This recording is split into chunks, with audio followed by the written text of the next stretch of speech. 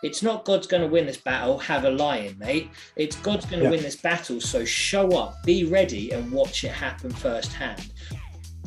Welcome to the Bible in 1 Year podcast, brought to you by two Brits and a Bible. If you like the idea of a casual but meaningful chat about the Bible with a couple of mates, listen up, something in here could just be for you today. Today is day 134, covering 2 Chronicles 18, 19 and 20. If you want a brief overview of these chapters, they're in the description. All right, pet. I know I've done Scottish before, and a Scottish lady's just one of my favourite is Mrs. Doubtfire.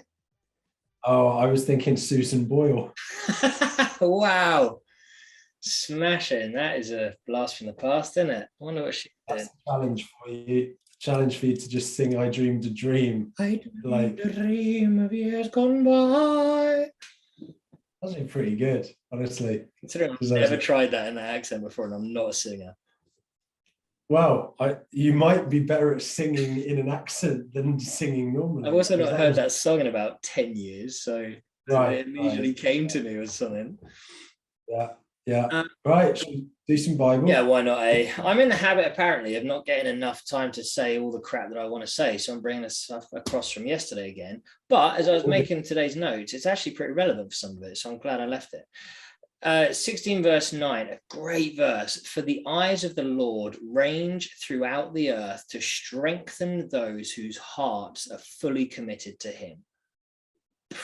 No explanation needed, isn't it, really? Powerful stuff. Yeah.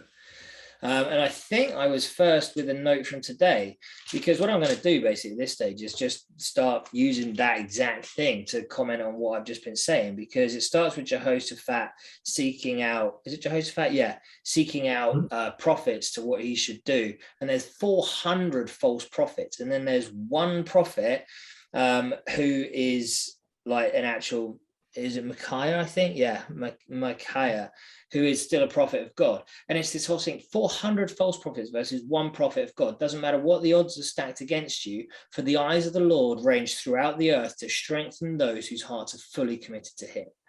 And then like this messenger goes to Micaiah and is like, listen, mate, all these prophets have said this. Can you just go in line and just say what they say? No, the eyes of the Lord range throughout the earth to strengthen those whose hearts are fully committed to him. Like, it's just so relevant.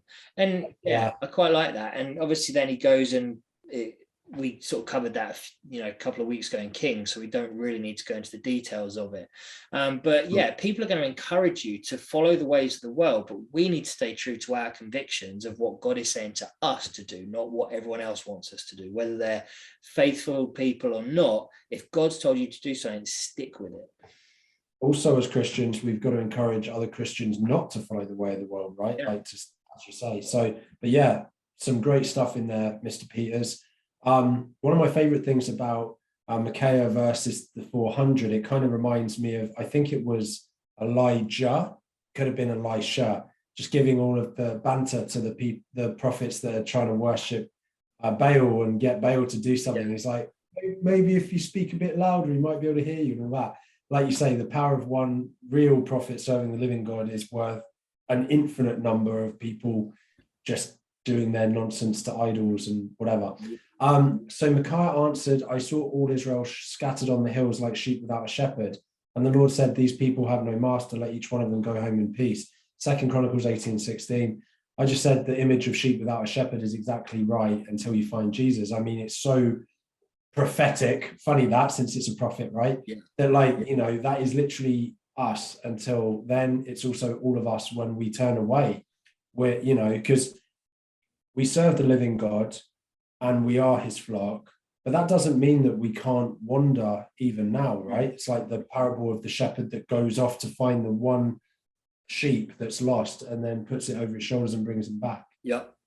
Love all that. Yeah, because then obviously he actually gives the word that God has given to him, which is against what the prophet's saying. He ends up getting put in prison and fed nothing but bread and water until he comes back, which obviously doesn't happen. So it kind of doesn't mention what happens to him. Did he just die in prison then? But it's like speaking truly the word of the Lord, like it's doing what's right, isn't always doing what's best for us. Like it doesn't necessarily benefit you to do what's right, but we're still, obedience is better than sacrifice, right? Do what's best for you. Yeah, absolutely. And I mean, What's best for God. Christianity is, I would say, more and more countercultural as well. Mm. Like Christianity, standing up for Christianity, more and more likely will get you in difficult positions, cancelled, put in jail. There was that Canadian priest, right, that I think is either in jail or facing jail time. And you hear more and more of those stories, basically. Now, I'm not saying that persecution in Western churches is anything compared to like the busloads of Christians that are being blown up in Egypt, and all the crazy stuff that goes on in other parts of the world. But still, like that's why they talk in Ephesians about putting on the armor of God, because it is a battle. Mm-hmm. Anyway, next thing I wanted to say is King Ahab, he tries to prepare himself for war and fight under his own strength, even though he's told that he will be killed if he does it this way. And then there's someone that draws a bow at random and hits the king between the breastplate and the scale armor. So there's just this probably minuscule gap, like probably only an arrowhead wide, and that's how he's killed. So I just said, you can try and take things into your own hands, but if God says something will happen, it will happen, even in some unlikely way. Ultimately, you can't beat God. You can't go against God's word like that and expect it to go well for you. Yeah, exactly, man. Yeah. I'll just like from 2 Chronicles 19:9 as well, it just literally says, you must serve faithfully and wholeheartedly in the fear of the Lord. And all I put was amen. Like, yeah, that's literally, there are these little nuggets, aren't there? There's little verses that pretty much just sum it all up. Yeah. And that's what it goes. Yeah, exactly. We do 10 minutes of chat. All we could do is quote 2 verses and you could be out of here in a minute and a half. Yeah, see you later. Yeah. So one thing I wanted to do, I think you might end up jumping back a little bit, but you mentioned briefly about putting on the armor of God and stuff like that and standing and fighting. There's a bit which I've had it highlighted before. I'm reading it again. I'm like, flip, that's so good. And it's in 2 Chronicles 20, and it's from 15, where King Jehoshaphat is going into battle.